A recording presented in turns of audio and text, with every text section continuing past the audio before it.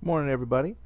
And today you can see we got the ZunTzu fired back up, and I've got the Conflict of Heroes loaded. Keith Perry, one of my buddies here, asked to see more about this board game. He said this looks interesting, and so I thought I would share at least a first turn or explain some basic mechanics of the game here. I just wanted to give you a little bit of background why I even like this game. My wife got me this game for an anniversary present a couple years ago because I had read the rules and watched a lot of video on it. I was just getting into wargaming, and this one caught my eye because I watched some things, videos put out by Uwe Eckert, the guy who created this game, and it looked a lot easier to get into than, say, like Advanced Squad Leader type of board game, which at the time I really didn't know there was that vast amount of war games out there. Advanced Squad Leader is the one I heard about the most, and it just looked too intimidating for just hopping right in. But what this game did was it kind of combined a Euro game feel with a good tactical war game. And why that interested me is because I'm a visual person, really into video games. I've talked at length about me, and this game really kind of fit the bill because it has nice big counters, they're colorful, the maps are decorated really nice. So when I compare that with like Advanced Squad Leader, where it has maps, they're not necessarily as pretty, and the counters, I've always complained about the counter art. They're functional and they work perfectly for Advanced Squad Leader and that tactical level of game, but they're just not pretty for me to look at. And if I want to really invest in something, I want something that's good to look at. So anyway, for me, visually, this is a great game. Now, in addition to the visual aspects, the mechanics cover a lot of the things that I've read you could do in Advanced Squad Leader, and they're covered here really well. Plus a lot of other things that it just really made sense to me. I thought, this is a good game to get into. Almost all the information you need to fight with is on the counter itself for the unit, so you don't have to have a whole bunch of charts. They do have some charts, so we'll look at some of the materials that come with it. Now, the thing is, when my wife purchased the game, and this is a big complaint I've heard about Academy games. Actually, it's going to be anybody, honestly, that has rules updates. You buy the game and the rules are out of date because the updated rules are on the website. So the plus side is they do have updated rules. You just got to download them and then either put them on a tablet or print them out or something like that. So I actually have downloaded all these updated rules, so I'm always playing with the newest stuff. Now, this series has 3 parts. There's Awakening the Bear, Storms of Steel, and then Prize of Honor. Guadalcanal is on the way. They have a miniatures rules that I'm looking forward to. But what I have here, this is the ZunTzu module for Storms of Steel, which you can get from the Academy Games website. There is a second edition of Awakening the Bear. So the difference between the two games and why I went with Storms of Steel, mostly because Storms of Steel focuses on Kursk. I shouldn't say focuses, but Kursk is kind of the theme. And you start out learning about infantry, and then you can move on to vehicles. So one thing I like about the series is the programmed instruction. It slowly adds in more complicated concepts as you go along. Now, Awakening the Bear was their first version of the game, and it had a slightly different turn structure. Storms of Steel has a turn structure we'll get into here in just a moment.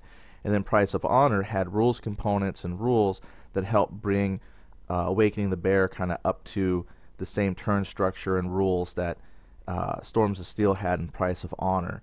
Then when they did the second reprint, the second edition of Awakening the Bear, it has all the updated components and maps and counters and stuff like that. So it's an evolving series just within these few game boxes. Okay, so with that in mind, Storms of Steel is what I enjoy because that's kind of the time frame. Eventually you'll have Tigers and Panthers, and I like those vehicles.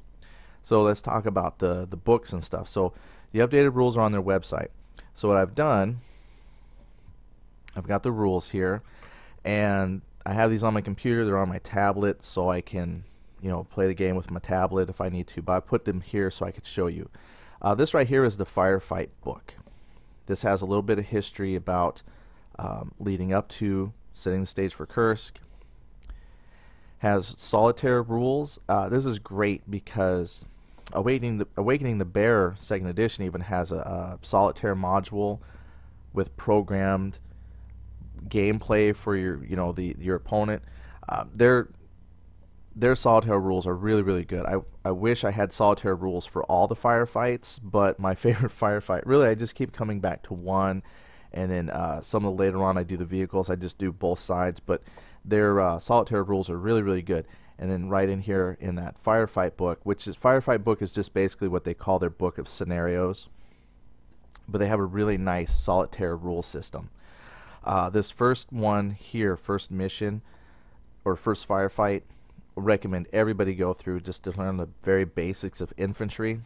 But the way I like their firefight book is you get a nice description of the mission.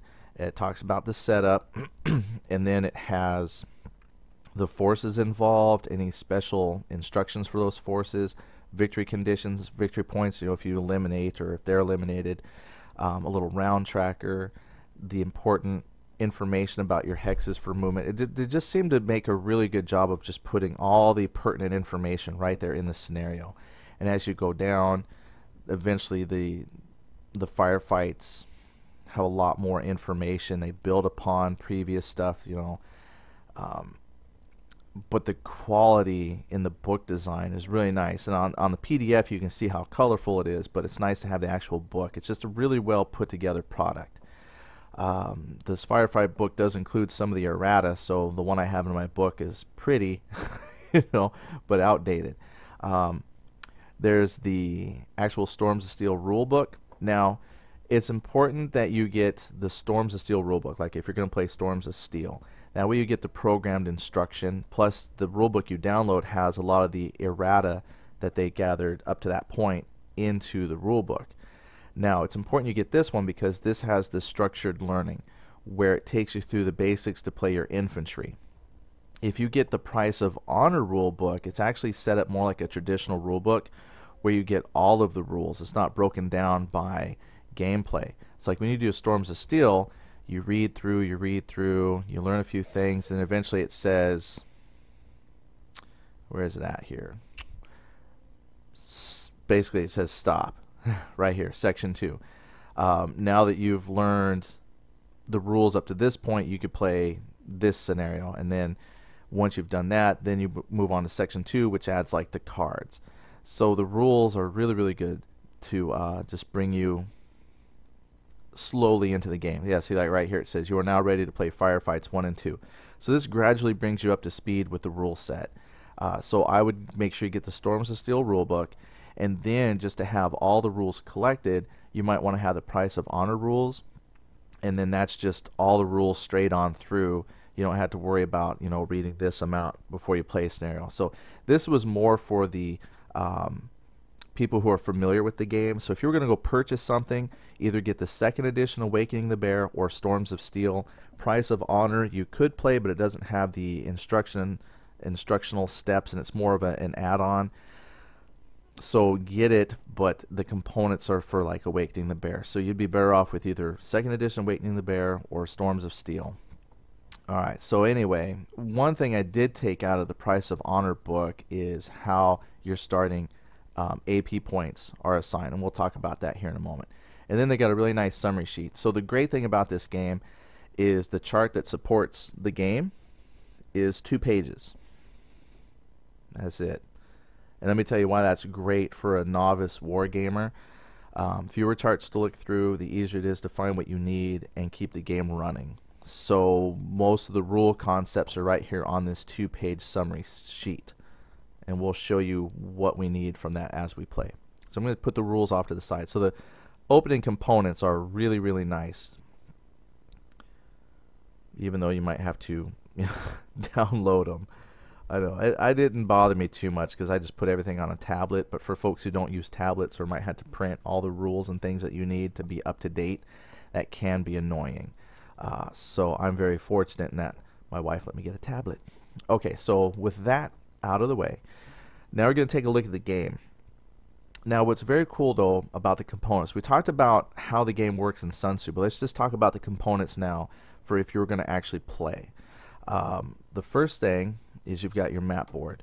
Now they are geomorphic map boards, and depending on your scenario it'll lay out multiple map boards in a specific configuration to play your scenario.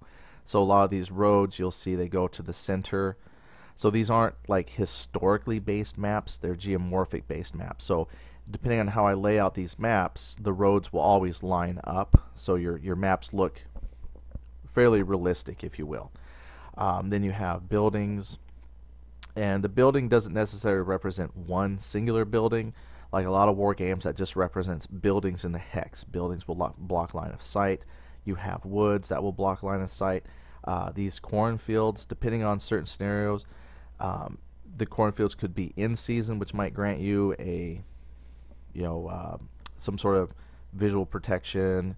It will make you a little bit harder to spot, or they're not in season and then they're just kind of like open terrain. So here's some like wheat fields.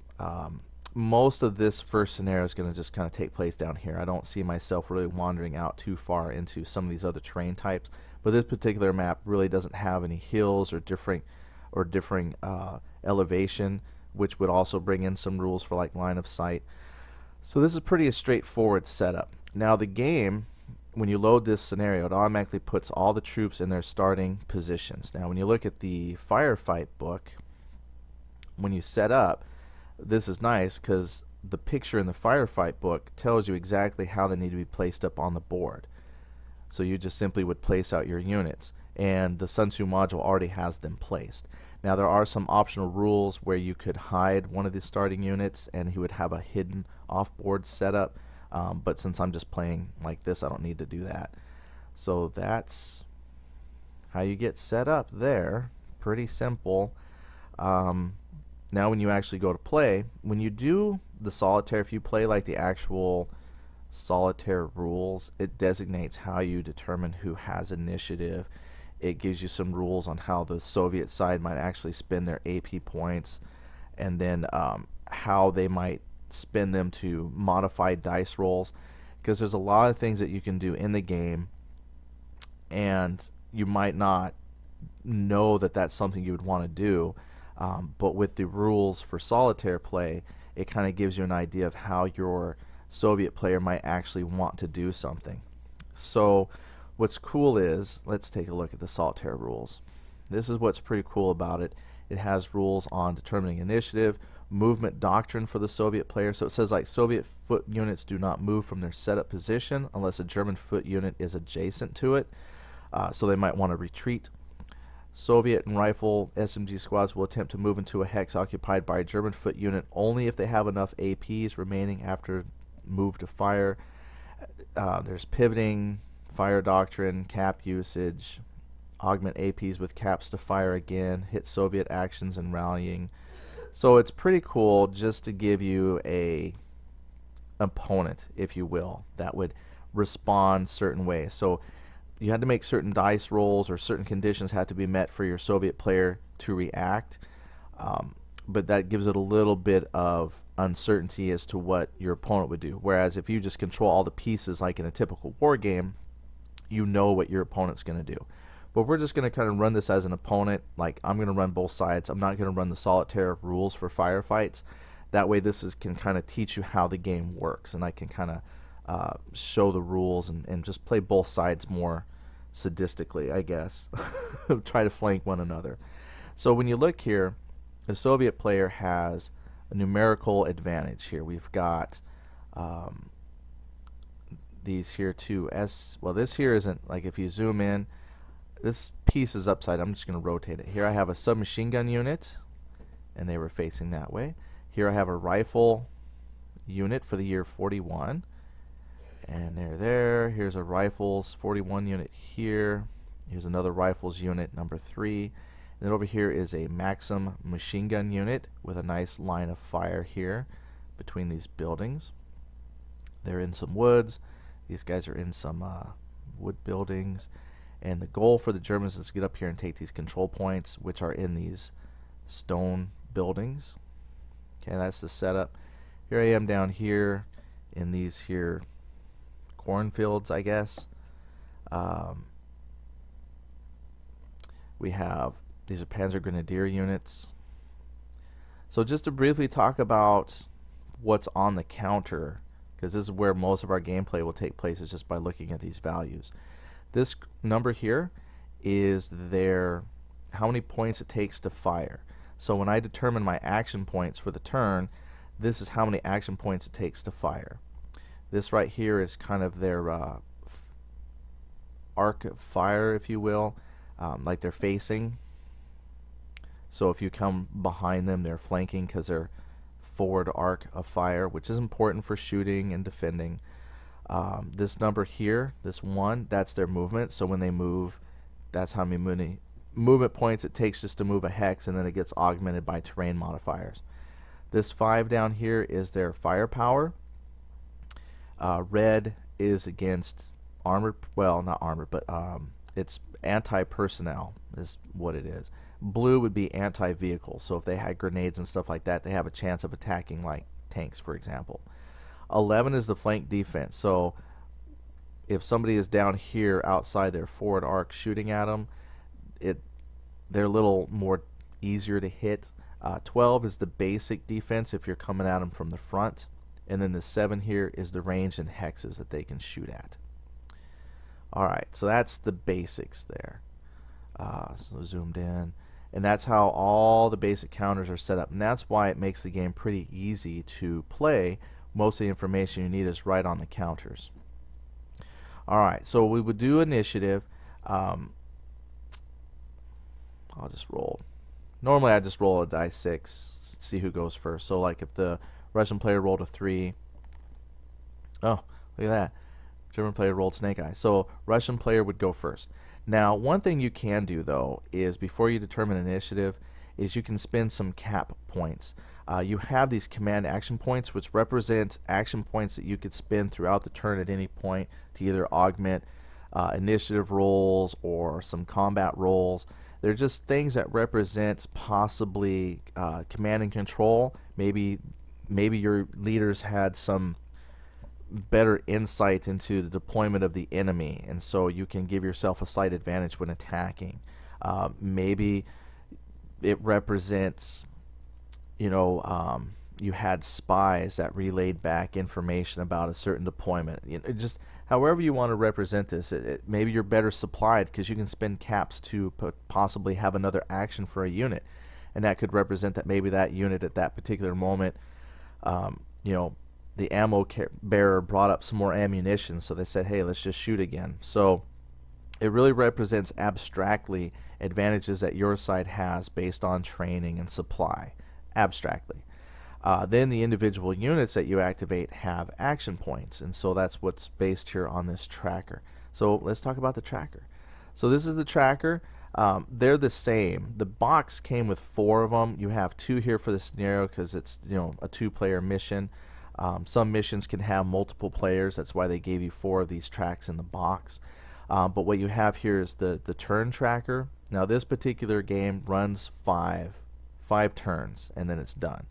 When you get victory points, which is mentioned in the firefight, like if you kill units, every time you get a victory point, you can move it over here, and then at the end of the turn, who's got the most victory points, you could say is the winner. The cap. The firefight book says initially how many caps each player gets to start with.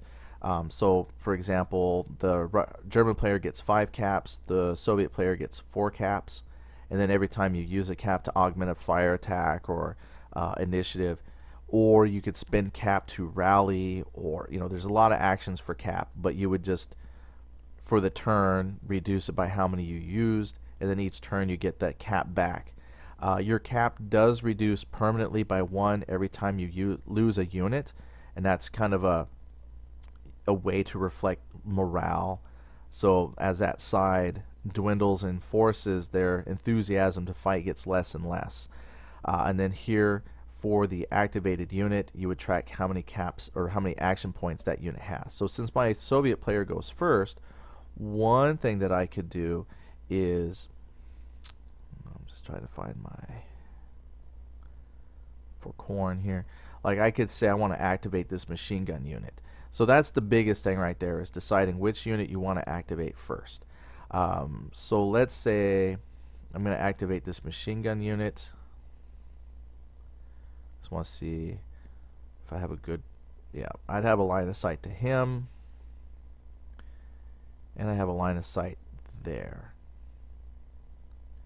So let's say I want to fire the machine gun. what I'm doing is I'm looking here at the field. Let's see, that's the field of corn. I'm just looking to see if it's got. Now see here, I'm reading here in the. It's probably hard to read. It's so small you probably can't read it even if you blow it up. I can't zoom in on this website here. Well, I guess I could.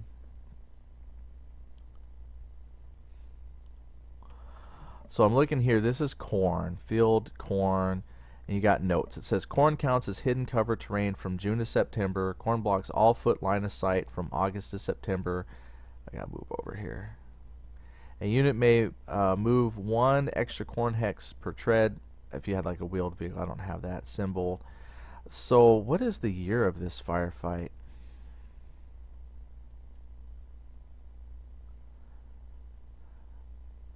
Okay, the rules here, when they put the chart, automatically account for the year that this takes place, so May 1943. And if you look here under corn, there's no defensive modifier, so the corn probably isn't in season there. Alright, so, oh well, let me look at the chart. It says it's May. Let's see what it says about the corn for May. Corn, May. Corn blocks all foot, oh, from August to September, and it counts as hidden cover from June to September. So there's nothing special about this corn in May. So it's pretty much just open. So if I was going to activate, I'm just looking here to see if I've got a blocked line of sight, and that goes past those buildings, past. So to activate a unit, pretty much you're just going to declare, here's my active machine gun unit. Now, when you're looking here at a machine gun unit, it takes 4 APs to fire, has an attack strength of 3. This boxed means it's not very good at close assault. 9 is the range. So 1, 2, 3, 4, 5, 6 hexes away. So it's within range. It has, let's see here, I would be hitting, this would be the front arc, and that also would be the front arc. So this would be hitting them on the front, because the front arc essentially is this hex and those hexes. The flank is pretty big, but the front is pretty well covers this front few hexes here. So if I would be shooting this here machine gun, they have a defense of 12. So let's just say I'm going to activate this Soviet unit, not this Soviet Union, this Soviet unit. I play here, it's normally when you roll for caps, it says each unit receives 7 APs automatically, but there's an optional rule where you can roll. This optional rule here says you roll 2 dice 6 when a unit is activated, but in Price of Honor they actually have a rule where if you roll 3 dice 6, and that's why this game board has 3 dice 6, what you do is you roll your 3 dice 6 and you take the highest and the lowest, and that's how many AP you get. So 6 and 2. So he actually starts with 8 APs. Okay, so I'm going to shoot. So the way this works is, it's actually really cool. It's not like a traditional war game where you move all of your pieces. What you do is you activate a unit, you say this here is my active unit, and he's going to perform one action. So he's going to shoot. So I subtract 4 APs. 1, 2, 3, 4, leaves me with 4 left. I then fire. So I have 3. Combat is with 2 dice 6. You add in your attack strength and compare that with the defensive value. Modifiers for terrain and such. There's none for this cornfield. So I rolled a 7, my first 2 numbers. So 7 plus 3 equals 10. He has a defense of 12. So fired and missed. So even though it's a machine gun with a pretty good range, it's just not very accurate. One thing I like about the game, they didn't give me years for this, but like your Soviet units here, they start the year 41. Their troop quality changes. So later on, as the war progresses, your Soviet units, as you get later year units, their stats get better.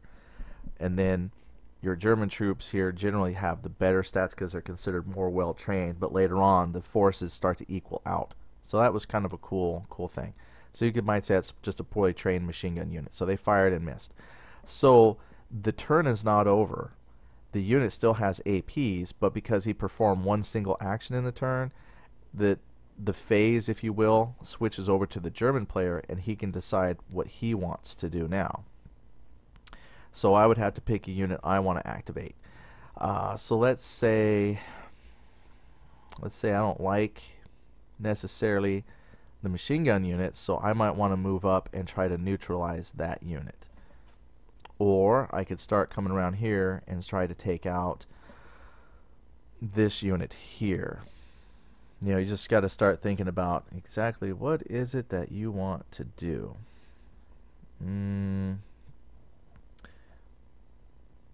Let's see.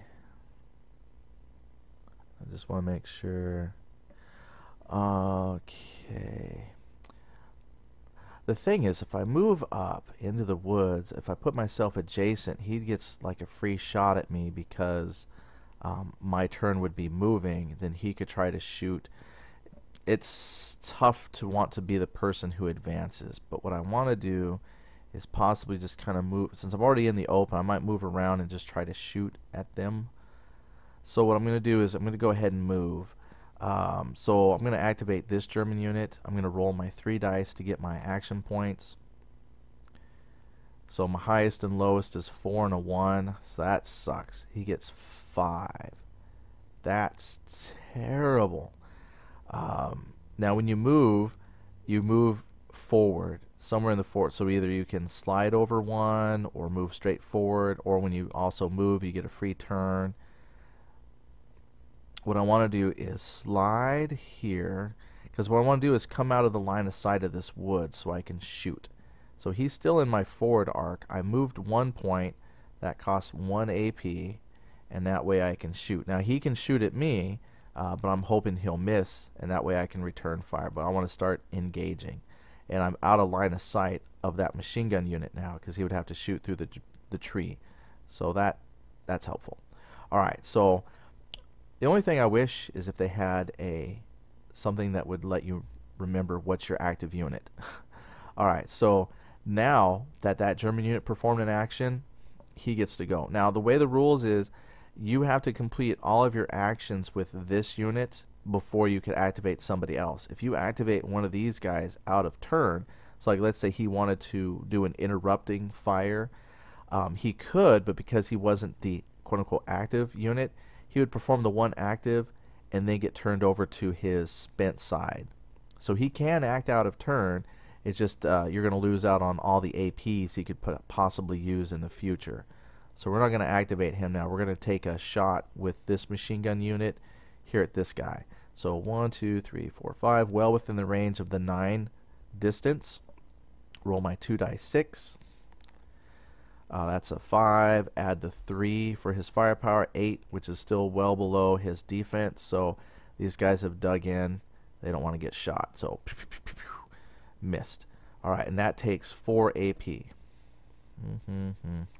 So technically, this unit has done all of his actions, unless I chose to spend action points later on. So I'm going to flip him to his spent side. Then I come back here to this German player, and now I can go ahead and shoot. Now see, that's the only reason why I may have used him out of sequence, was to try and disrupt his firing, because he can't act out of sequence. So basically I get to maneuver and shoot unless I wanted to, you know, fire with him and put him as spent. But I'm going to try and activate him next to get a lot of AP. I'm going to shoot. It takes 3 APs for the German to fire, so I'm going to go ahead and go 1, 2, 3. I'm going to roll 2 dice 6. I rolled a 7, so that's tough. I rolled a 7 plus 5 is 12, and his forward defense is 12, so that would be a hit, but he's in woods, and woods offer some protection. Specifically, the woods give him +2 defensive modifier, so he's really well protected. So that probably was not such a smart thing. I still have 1 AP point left with the German player, so I'm not going to flip him to the spent side yet, because I might want to move him again. But the Russian player is going to go and he's going to make this the active unit right here. So I roll my 3 dice 6, take the highest and the lowest. So he gets 5 and 1. So this unit here is going to get 6 action points to play with. And he is going to shoot. Now, we're going to go ahead and add a command point to the firing total. Now, when you're firing, you can add up to 2. I'm going to go ahead and just add 1 cap point to his shooting to try and get a little bit better odds of hitting. So I'm going to spend my cap point, and it costs 4 points to shoot. 1, 2, 3, 4, and I roll my 2 dice. Ooh, 1 cap point didn't help. So I got 5 here, 1 from the cap, so that's 6, plus my 3 is 9, and he's got a defense of 12 even out in the open, and we miss. So we're doing a lot of shooting. Now you might say, but he's in the open. But you got to remember your 3D terrain. I call it 3D terrain, but the terrain that they're in has actually got a lot of hills and crest lines and dips and things like that. So this German unit has just really got down low and is hugging all of the terrain that they possibly can. Whereas the Russian unit here, they're in the woods, but that's what they're doing, is they're hiding behind trees, and they're very effectively dug in. I would really need to come at that unit there with a bunch of people so I could try to maybe suppress it and then move into attack. There's just a lot of options you have. But I've only got 3 German units, so it's going to be very hard to figure out what to do best. Okay, so I come back to this German unit, and he only had 1 AP left. So it costs 1 AP point to move. So I might just do that. I'm going to move up 1. Now, the reason I don't want to go adjacent is because when you get 1 away, your opponent gets plus 3 AP points. What I should have done was moved close in my last turn while he wasn't the active unit, and that way I could have tried to move up and forced him to take a turn of shooting and not have a chance to get AP points. Yeah, that's tough. Just different ways to think about your turn. So anyway, that German unit moved. He's now out of AP, so I'm going to flip him to his done side. We come back to the Russian player here, or the Soviet player. He's got this unit. This is still in the forward arc, but he doesn't have enough APs to fire. So what he could do is use 2 command action points to augment his AP track so he could fire. So basically the ammo bearer has come up with some more ammo. They load up. He spends all his points to shoot. He's not going to spend any command action points for a bonus to fire, but so he rolls 2 dice. He rolls a 7. Plus 3 is 10. That's still less than the defense of this unit. So he's done. He's now spent. Now, let me tell you what would be a smart thing to do. Let's see here. That's pretty clear. I'm going to take this German unit. Now that the Soviet player is done, I'm going to activate this German unit. We're going to roll for AP points. Oh my goodness. Are you kidding? 3. He gets 4. Oh, that's terrible. Very terrible. Because what I wanted to do is come around and rush this unit while it's not active, and maybe I could get close. But it's going to take all my action points just to get up there. Oh, that's terrible. That's bad. But we're going to do it. So we're going to go 1, 2, and to move into woods, it costs an additional, according to the chart here, 1 extra AP.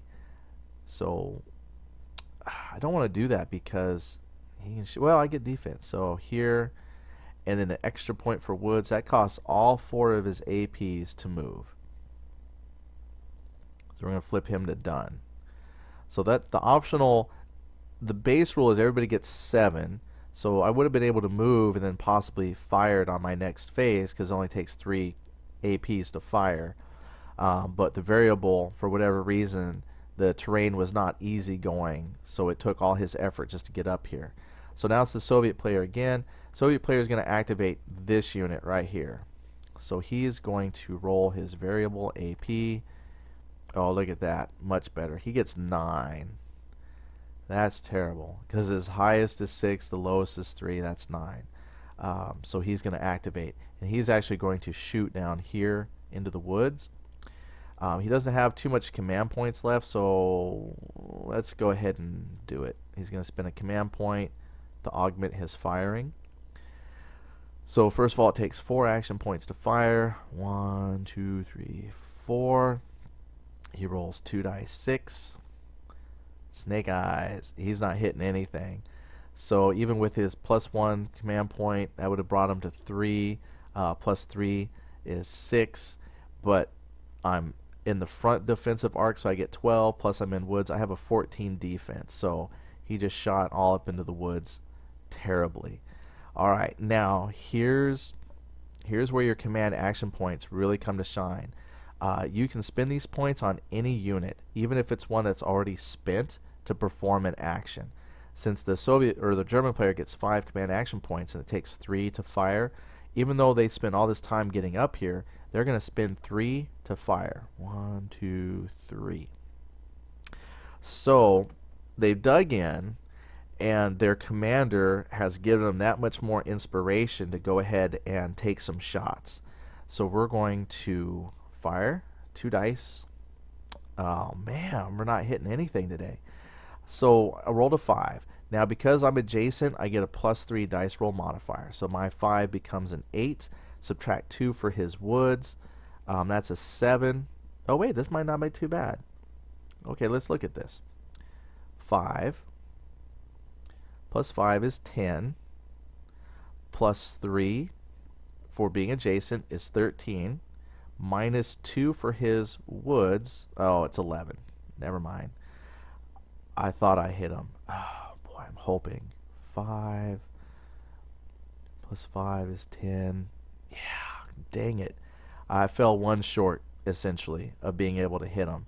And I used up my command points. I got 2 command points left, but I can't shoot again with that unit. Dang it. Alright. So, let's see here. Back to the Soviet player, because I took my segment was firing him. So it goes back here to the Soviet player. He's got enough. He's going to try shooting again. So 1, 2, 3, 4. So let's see here. Roll my 2 dice 6. A 6. Plus 3 is 9 for his offensive score, but that's not enough to hit the unit. Because I'm not going to move him. I'm going to go ahead. So you can actually then say a unit is done, so you can activate someone else. I'm going to go ahead and say he's done. So I can activate another unit with a bunch of AP. So I've got this German unit now. Okay, I'm going to activate him. Let's see. Come on, action points. I get 6 action points. Highest to lowest is 6. Boy, we're just not doing very well on this action point system here. What is he in? He's in a stone building. That's +2 defense. What are they in? A wood building. Oh man, this is terrible. This would be a good time to move up because they've spent all their caps. They can't do any reaction fire. So let's see here. It would take 1, 2, 3, 4, 5 to move up. 1, 2, 3, 4, 5.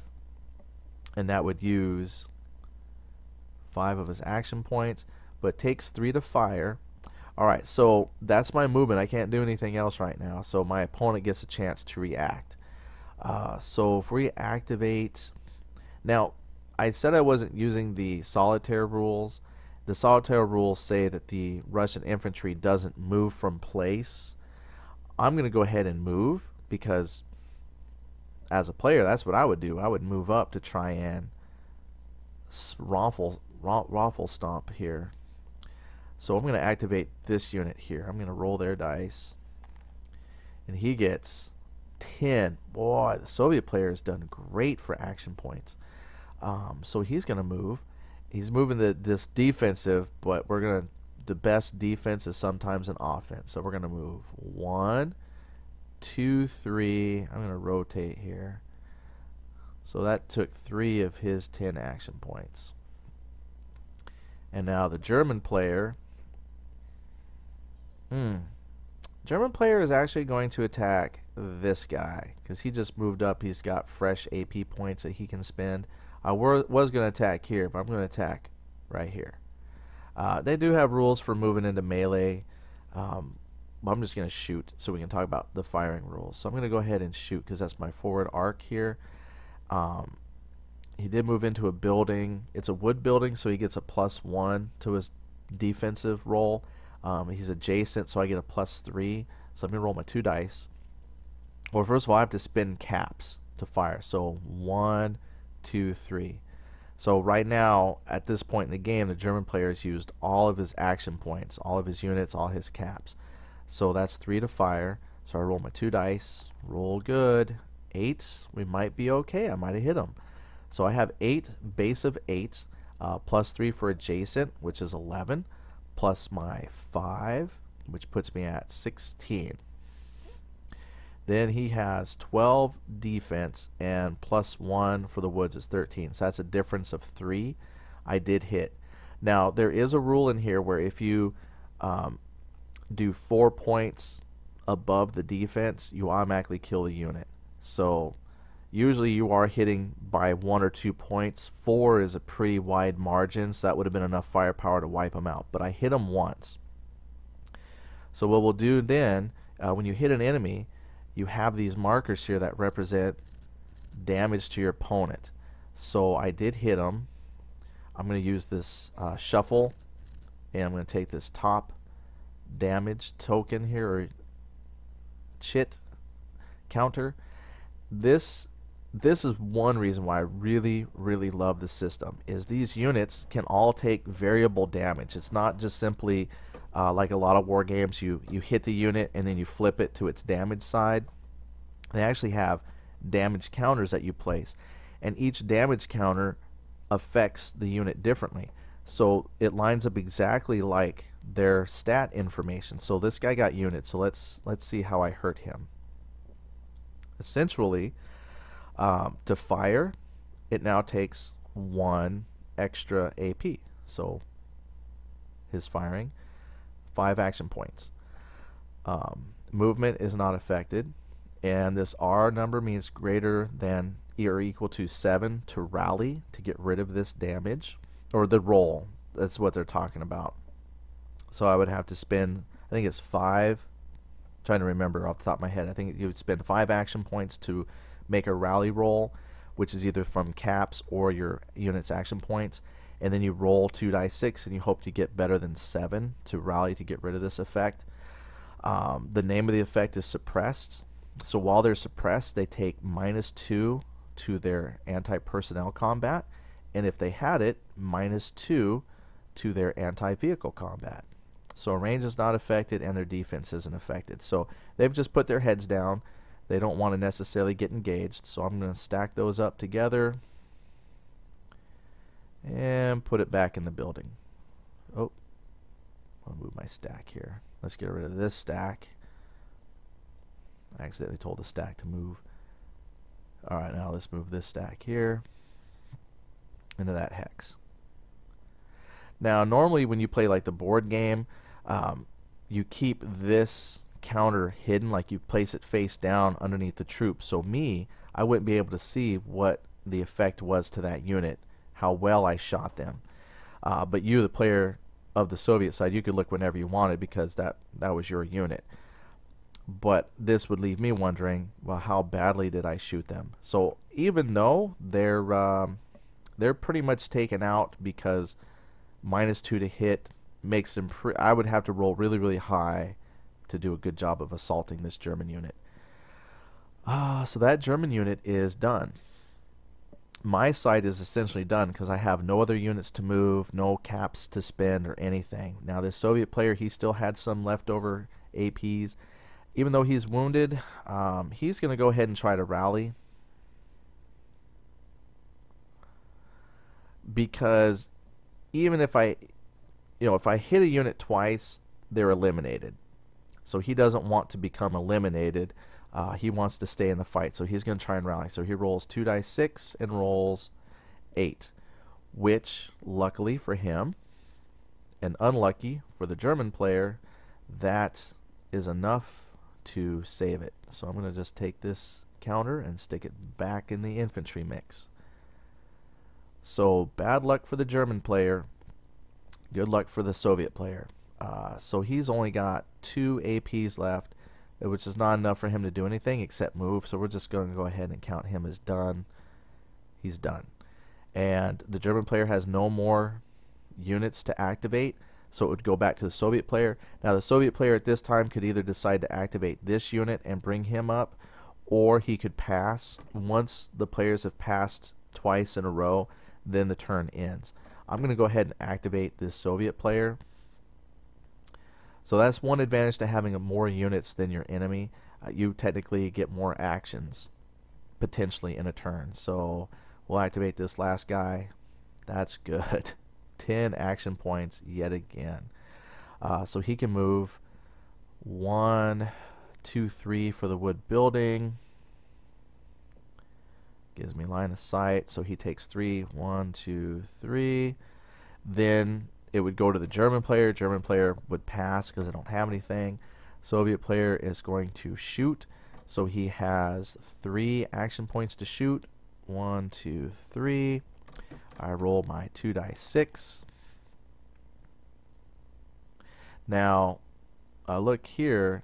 Oh, this won't work very well. Check this out. This unit is a submachine gun unit, and look at their range. Range of 2. 1, 2, 3. So they're at long range firing.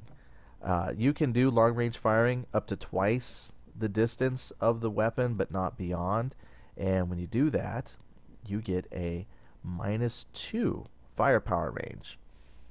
So submachine guns are designed for up close. So probably what I'll do, so I don't want that penalty, I'm going to go ahead and spin their phase.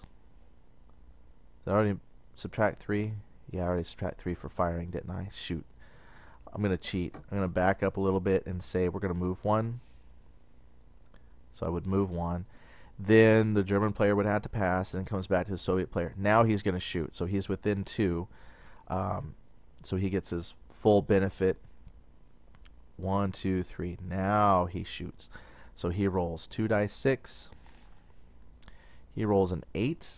So check this out. He rolls 8. I have +5. So 8 plus 5 is 13. These guys are in the open, so there's no other benefits. And they have a defense of 12. So German player is hit. So we randomly shuffle the counters. I pull panicked. Ooh, snap. Now see, this is different than the suppressed that we had. Well, he cannot shoot. While he's panicked, he cannot shoot. He gets no defense, but he gets +1 to flank, -2 on his regular defense. So basically, or no defense, no firing. He can't shoot, and his defensive stats are augmented a little bit. Basically, they're panicked. They don't want no part of this anymore. So we're going to put it here. Let's just put him on top. All right. So that's bad. Now, German player would pass.